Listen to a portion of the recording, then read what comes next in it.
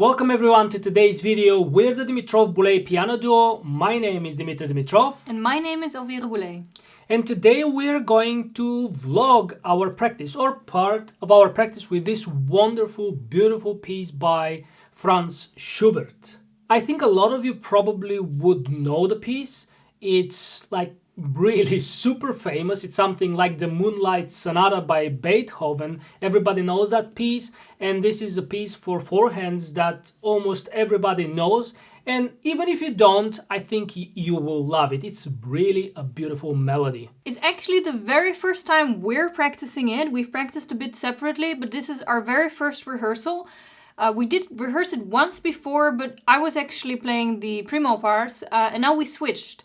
So it's actually the very first time we're going to practice it now in front of you. Yes, so you can witness, some of you actually heard us in concerts, some of you never, and now you can witness actually part of our process. Later on we're going to record the piece again when it's a little bit more advanced, when it's developing, but it's really the very first time that we're going to play together.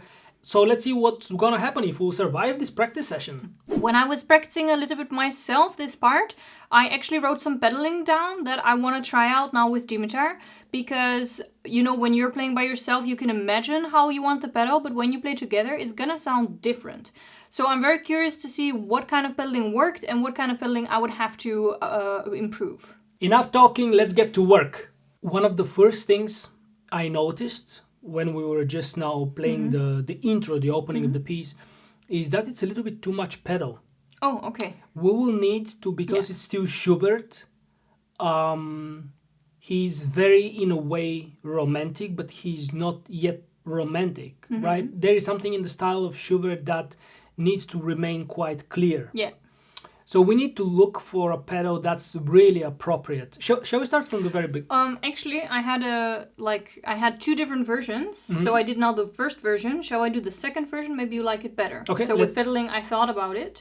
I wasn't sure how it would sound when we would do it together, so I went for version 1. But let's so go for the first version, obviously, for me, it's a little bit too much soaked in pedal. The second version is with a little bit less pedal, which I thought I would prefer, but I wanted to try the other option. Cool. Let's anyway. see. Yeah.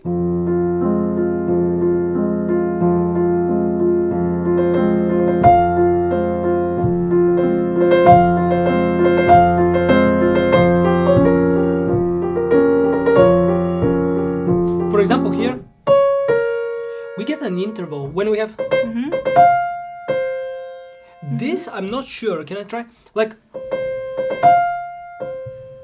when you,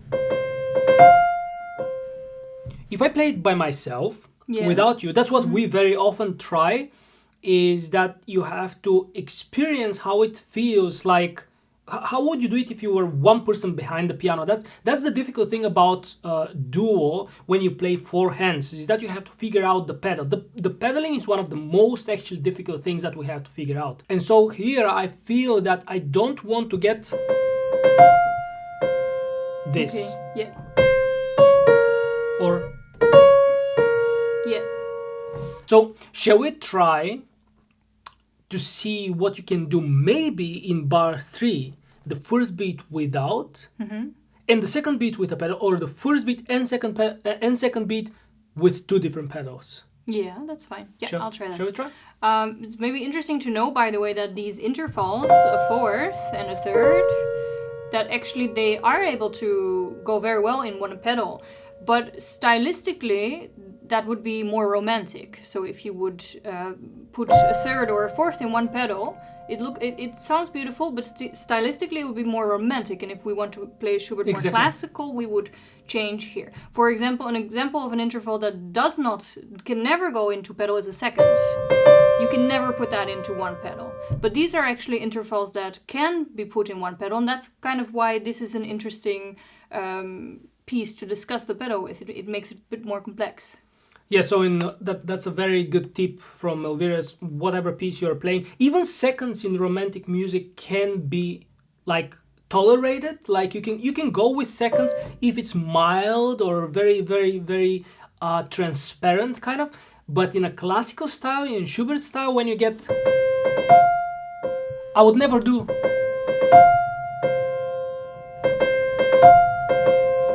I would always... You see, I'm clearing up the first and the second note apart from each other. That makes it very, really into the style of Schubert, really the classical style combined with the romantic melodies and a little bit more pedal overall. So let's try now in practice to see, can we get rid of the intervals?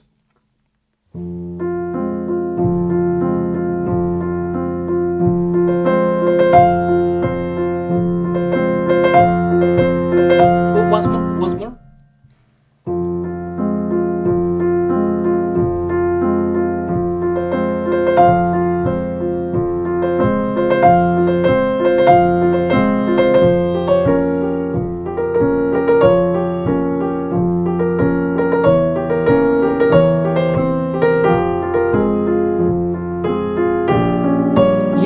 Yeah, it's not perfect. No, and I also think that I do need to leave some more resonance in some bars, but that's something that I can do on my own. You know, we don't need to sit down now together and go through all that, because now I know what sounds good. Exactly. And now I know what doesn't sound good. So I can just go through this on my own time and write all the pedals so that I can practice it really well. And I think that... I'm gonna sneeze.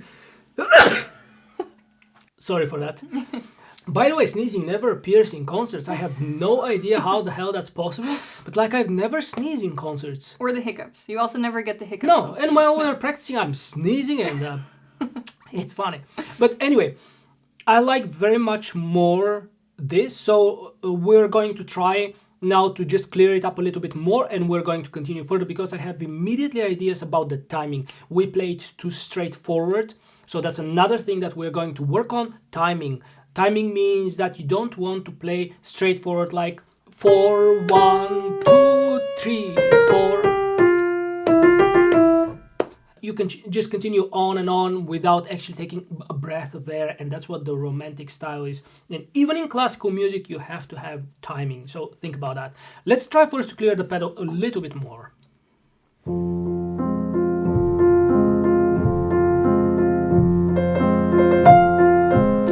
One more thing, you also have to not catch my small note, the embellishment. You think so? Yeah, absolutely, because you get an interval. Okay. Tricky, right? Yeah. Let's try. That's why the pedal can come a little bit later. You can be lazy with the pedal, or you can wait with the pedal until this note. That's also possible. Okay. So experiment, just look for clarity. Yeah. Let's start directly from the second bar. Okay. Beautiful.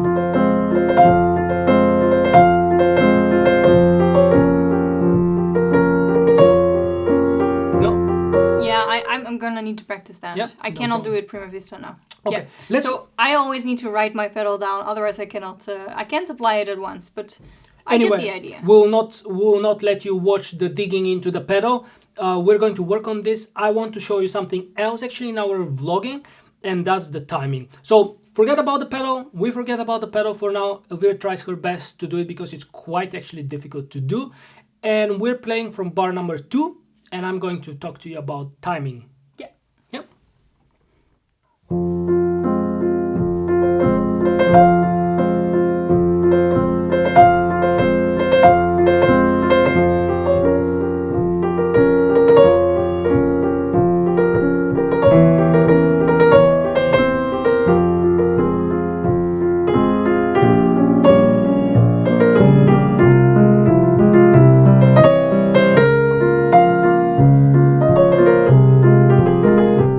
Now that I mentioned timing, actually you're doing it a little bit better than before. She got scared probably. I said timing and then she's immediately like, oh, I have to do the timing. No, but it's nice because you know what I was thinking? We have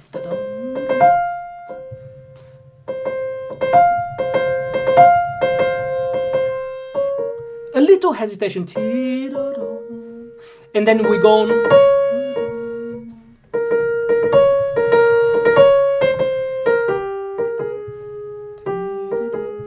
Like, maybe this is straightforward, and then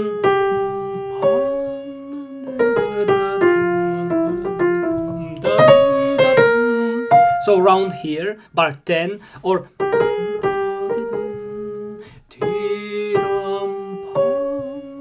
Because so far Schubert writes, that's very interesting. How like if you ask yourself, but how do you decide that it's there? Well, Schubert writes very small distances between the notes. If you listen,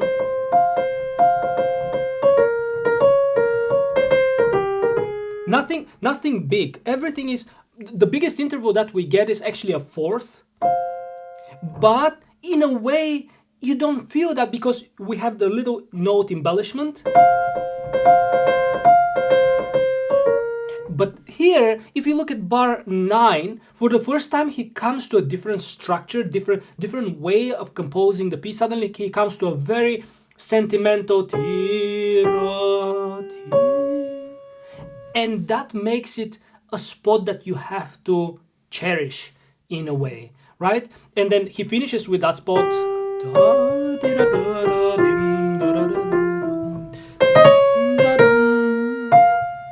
So these two moments we should not ignore and we shouldn't continue straightforward. Of course, nothing artificial, nothing too much, but just that it's in our head. And I like what you did in bar 5. A little hesitation, like you were alert what I'm going to do, that I don't want to continue straightforward. Let's do it one last time, from bar 2 directly.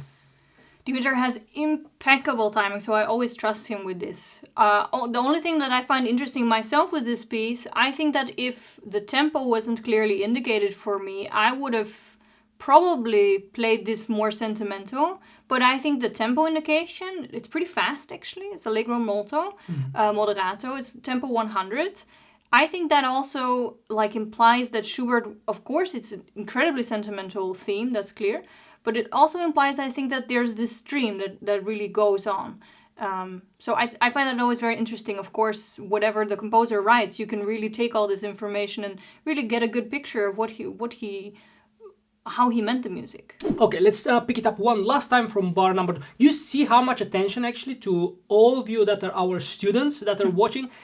You see how much time we take in order to make it precise. It takes time, and you have to take pleasure and joy into doing this, because you know at the end of the day you can play your piece through and you can enjoy and see what the result is. But when you learn to enjoy the polishing and the preparing of the piece, then it becomes really fun to look at things that can make it better. Let's do it one last time. A little more flowing for me. Yeah.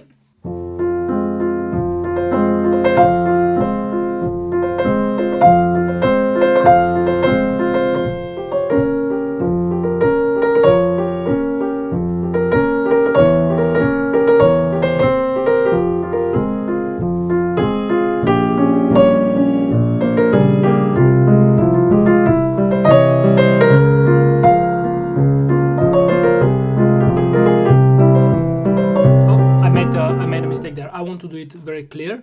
Bar 11. No, let's do bar 10.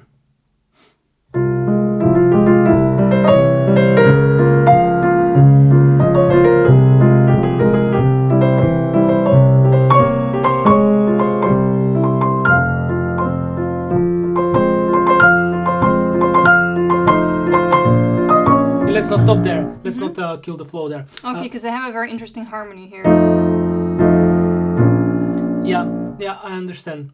But also we have to be very careful, because if you do it every time, yeah, I agree. It can become. Yeah. If you do one and the same timing all over and over and over again, it becomes redundant when it's not necessary anymore. It's repetitive. You don't want also. You have to look for different spots, because I understand what you mean.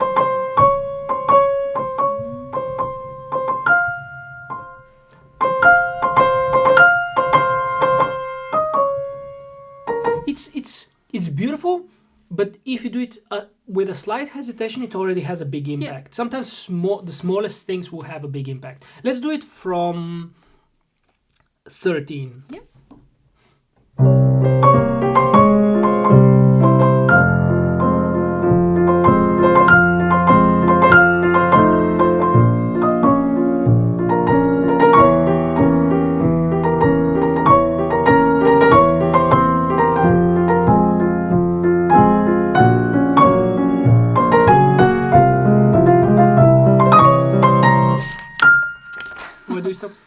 because we didn't agree who would turn there, actually.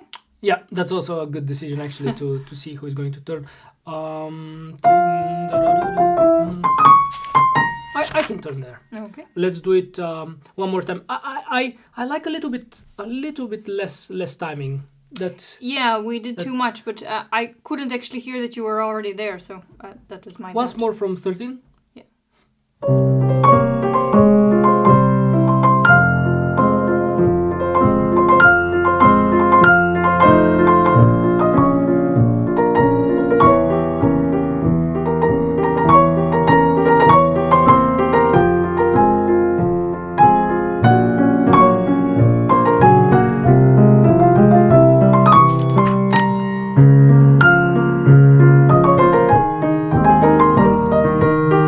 Yeah, and here maybe we have to do a little bit more flexible because a different part starts. Yeah.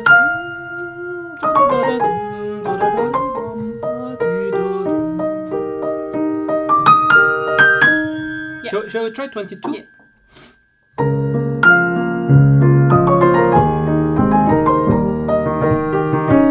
Yeah, nice. Can we do it once more? Yeah.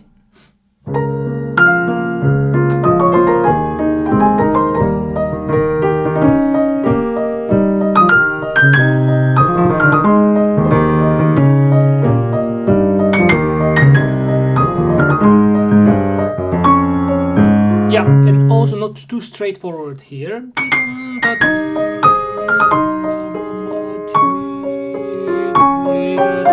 I like that. Yeah. Place. Can we do 26? Yeah.